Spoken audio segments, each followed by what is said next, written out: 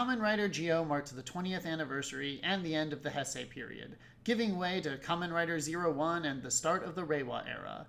A show that was cancelled at the turn of the 90s was revived in 2000 and is now a powerhouse of the toku scene.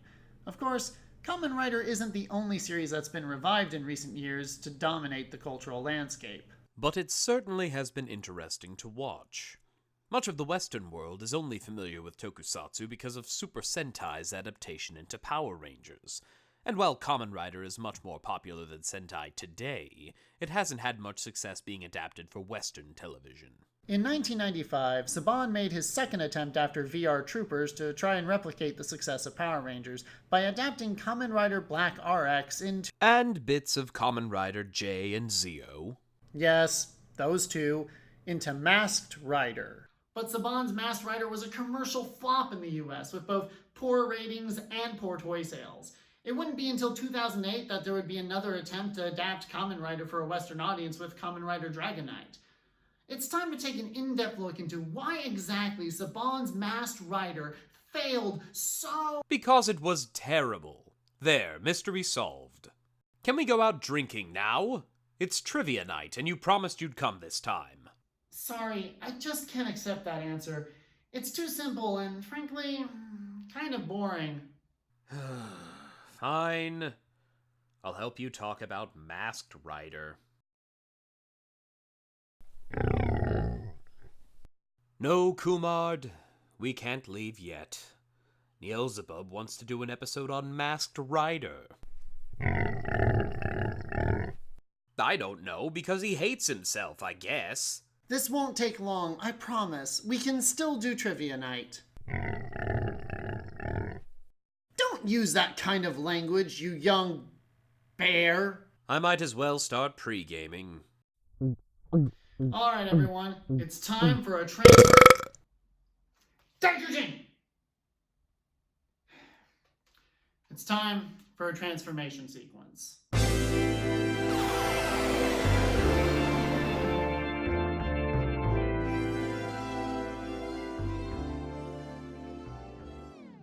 As mentioned a bit earlier, Masked Rider was the second of 3 major attempts from Saban to try and replicate the unexpected boom of success that was Mighty Morphin Power Rangers.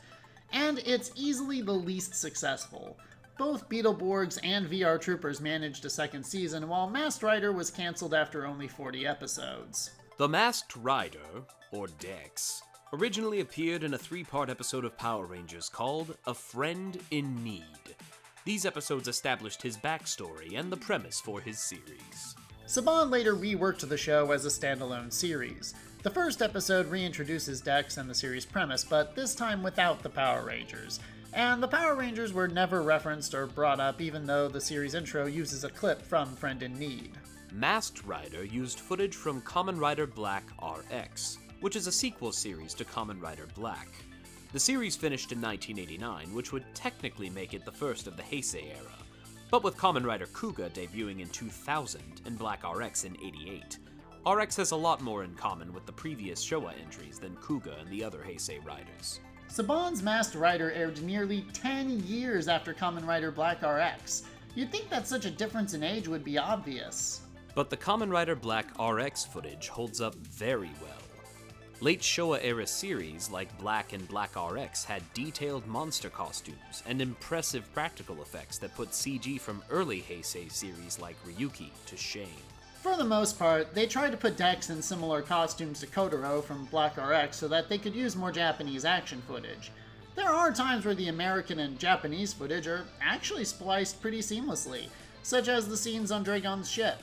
But there are other times the transition is just laughably bad. One of my favorite scenes is in the first episode where Dex's grandfather gives him his human disguise on Idenoi, even though it would have made more sense for Dex to get a disguise after arriving on Earth. They did this just so that they could use footage of Kotaro floating in space to represent Dex traveling to Earth.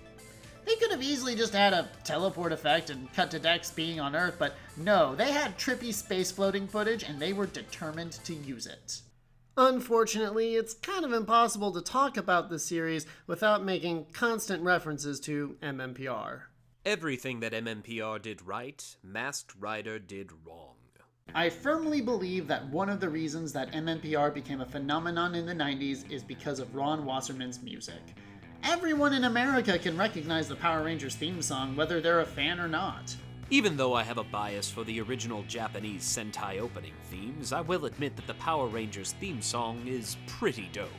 It's not just the theme song, though. All of the music in the series matches the mood of what's happening on screen and helps pull in the audience even when nothing interesting is happening.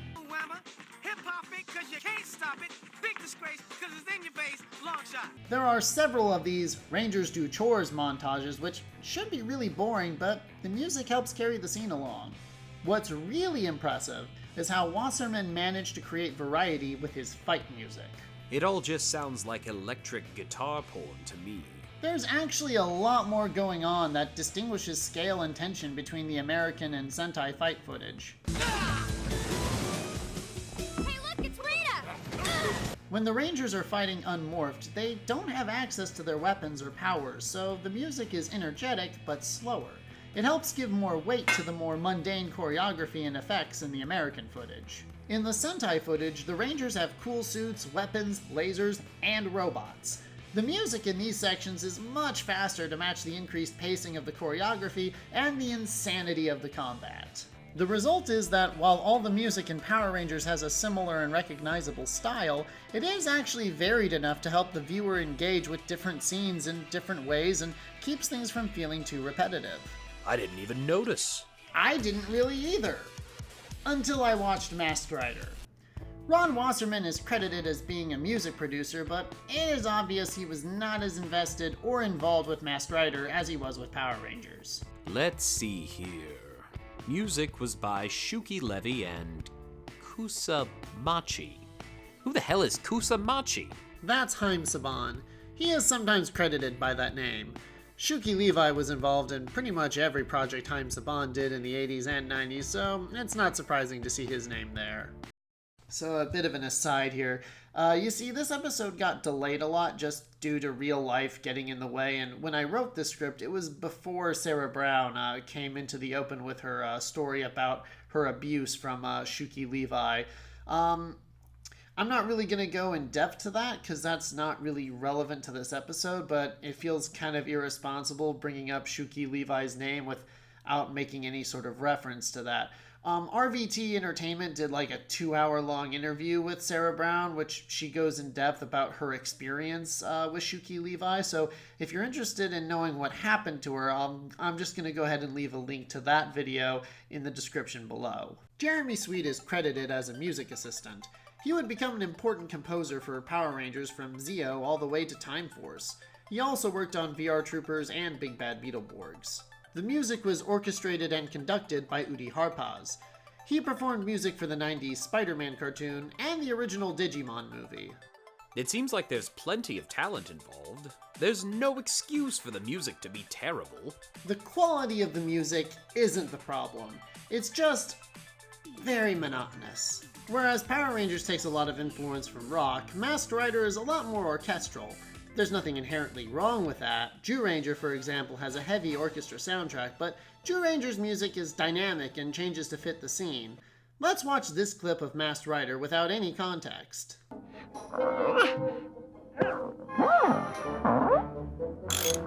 Tell me, Daizyujin, do you have any idea what was happening in that scene? Jesus Christ! What is that horrible monstrosity? Oh, we'll talk about Ferbus.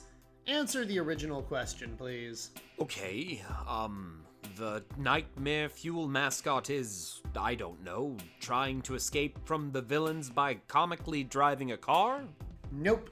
Dex's adopted dad and brother are being turned into monsters, and Ferbus is in a race against time to find Dex so that he can go rescue them. Really? But there's nothing in the music that conveys a sense of urgency. It's all pretty and laid back and whimsical. And that's one of the biggest problems with Masked Rider. When rewatching Power Rangers, you have to binge multiple episodes before the soundtrack starts feeling repetitive. With Masked Rider, I feel fatigued by the background music within 10 minutes of one episode. The theme song also sucks, and you hear it all the goddamn time. One of the first videos I ever did for this channel was about Big Bad Beetleborgs and how, as an adult, its lack of focus makes it very difficult to watch. Unfortunately, Masked Rider suffers from a similar problem.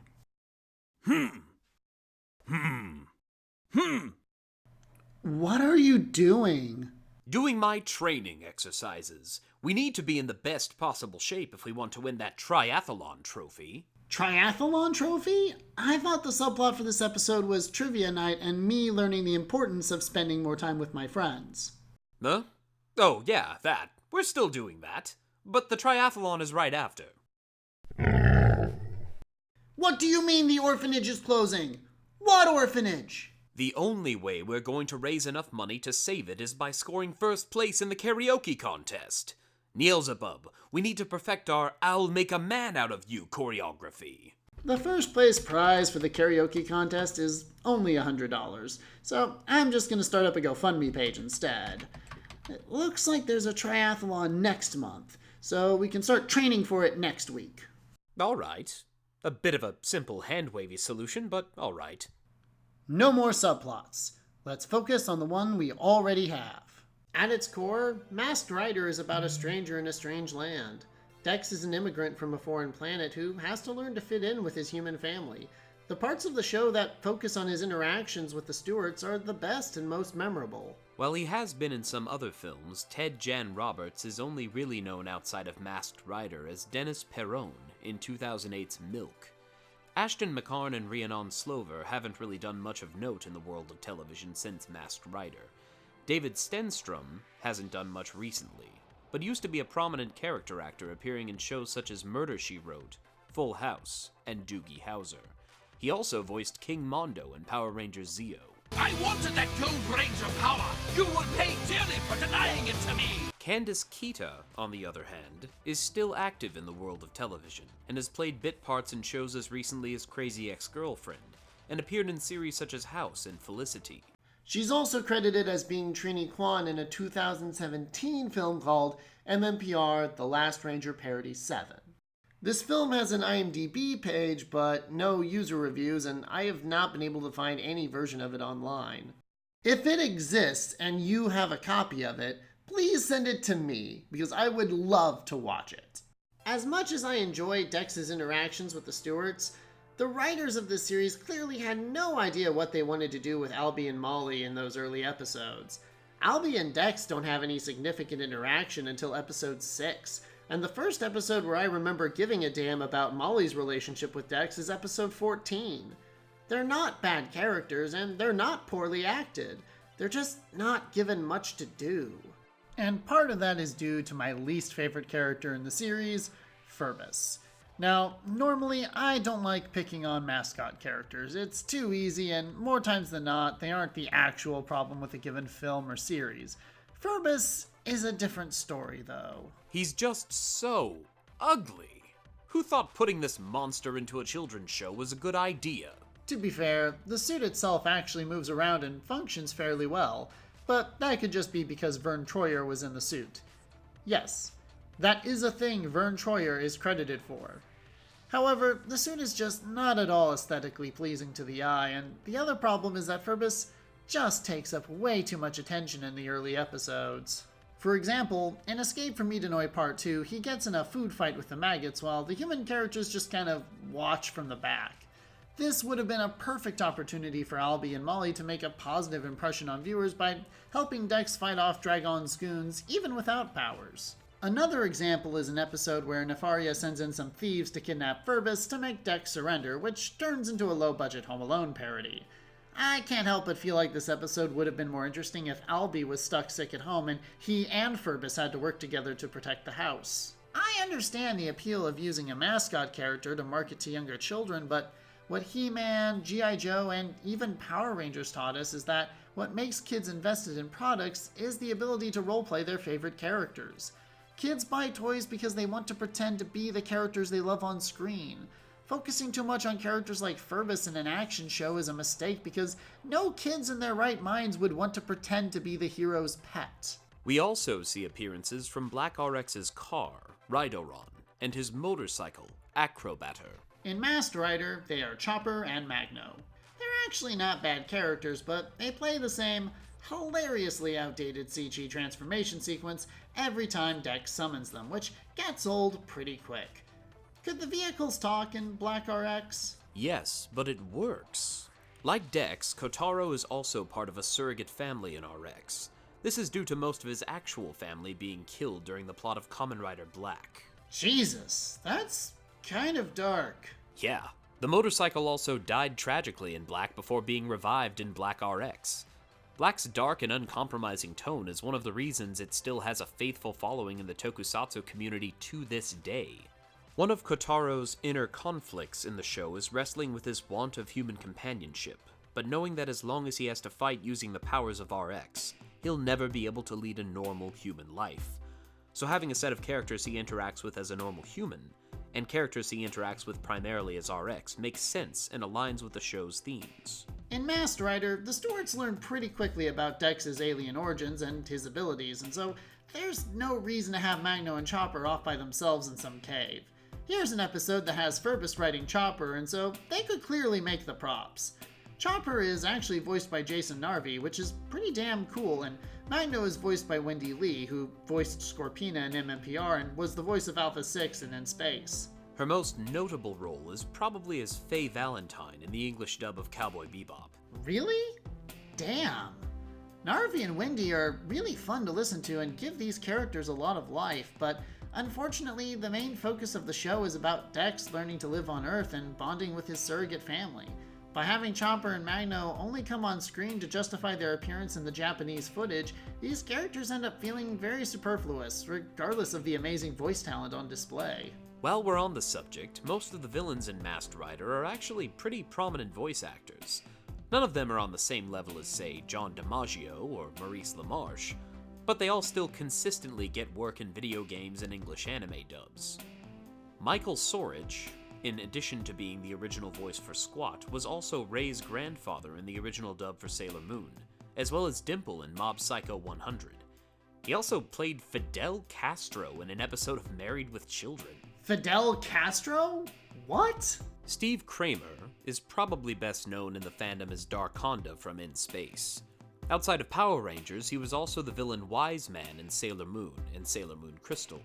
He is also Cyborg 006 in the 2000s reboot of Cyborg 009, and was the original voice of Goemon in Lupin III. Michael McConaughey has voiced Ramba Ral, the hand in the original film of Vampire Hunter D, and Rolf Emerson from Robotech. Julie Madalena voiced the ship computer Dekka for both In Space and Lost Galaxy. She was actually in the original Children of the Corn. She voiced Sarah McDougal in Love Hina and Reese Arno in Gundam F91. Count Dragon and Nefaria were played by American actors. This results in most of the scenes in the villain's spaceship focusing on these two characters. Which is a shame because Black RX has some really good effects for them. There's a lot of fun interactions with the villains that get lost since the footage couldn't be used. Another difference is that Dragon is a lot more active in Masked Rider than his Japanese counterpart Lord Crisis is in Black RX. The monsters that Black RX fights are usually made by one of the underlings, mostly Gate Zone in the early episodes. In Masked Rider, Dragon takes a monster from a capsule and personally launches it to Earth in a poorly added green tractor beam effect. RX doesn't often have sequences of the monsters actually coming to Earth, and so this was done probably to try and make things easier for a young American audience to follow. Another change likely made to make Masked Rider closer in style to Power Rangers is the addition of foot soldiers called maggots. There are foot soldiers in Black RX, but most of the fighting is focused on RX and the Monster of the Week. Just like with Power Rangers, the main monsters from the Japanese version don't often appear in the American footage, with only some exceptions. So the maggot creatures, in addition to being reminiscent of the putties, also gave Dex something to fight in the American footage. There are some other weird edits made to the American footage, such as when Black RX finishes enemies with the Revolcane. He stabs the monster clean through, and the audience sees the sword impaled in it for a good beat or two before Kotaro pulls it out. It's not as big or flashy as the recent Heisei Riders or Zero One, but it's visceral and leaves a deeper impression on me than a lot of the high-budget CG-driven finishers. I guess this was deemed too violent, and so when Dex is using his Electro Saber, instead of seeing him stab the monster, they just put in some energy balls which zap the monster and make it explode. If they thought that was too violent, why did they keep this creepy clip of a monster growing a new head? Yeah, I don't have an answer for that. If I'm being honest, watching Masked Rider was not as bad an experience as I was expecting it to be. Are you trying to say that it was good? Not at all. The show deserves its infamous reputation, but I do think at its core is something with potential. Part of the reason Power Rangers works is that focus always remains on our main characters and their relationships to each other. Yeah, there are guest characters here and there, but the story is still about our teenagers with attitude, and defeating the monster of the week usually helps them learn a lesson to overcome a conflict in their daily lives. In contrast, the sitcom and fight scenes in Masked Rider compete with each other instead of enhancing the experience. It's a shame because Ted Jan Roberts steals the show as Dex and has some great interactions with the Stewarts as well as some pretty good-looking fight scenes. Do you think Kamen Rider will ever get another adaptation in the States? It's unlikely at this point. Saban's Masked Rider was a failure in all respects. And while Dragonite has a strong, loyal fanbase, it didn't make that much money with its toy sales either.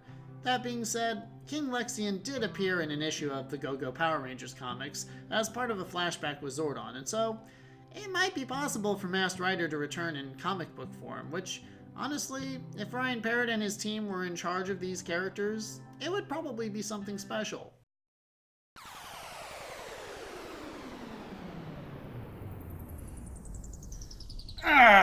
Alright, let's get going to trivia night. It's over. We missed it. What? That's impossible. That analysis should have only taken about... You were so focused on talking about Masked Rider, you didn't realize what time it was. Kumar fell asleep waiting for you. I'm sorry. I'll Make it up to us. Yeah, I've heard that before. Why do you want to do trivia night so badly? You hate people who are not online. You're an idiot. I see. It was about us doing something together. You know, while I was setting up the GoFundMe page for the orphanage, I actually found that there's a beer pong tournament at a bar nearby. If we go now, we can make it. Your aim is terrible. You're just going to hold me back. Yeah, it is. That's why I can't go down there by myself. I need you. Well, let's hurry. There's no time to lose. Yeah, you're right. Let's get going. That's all for now. Till next time, may the power protect you.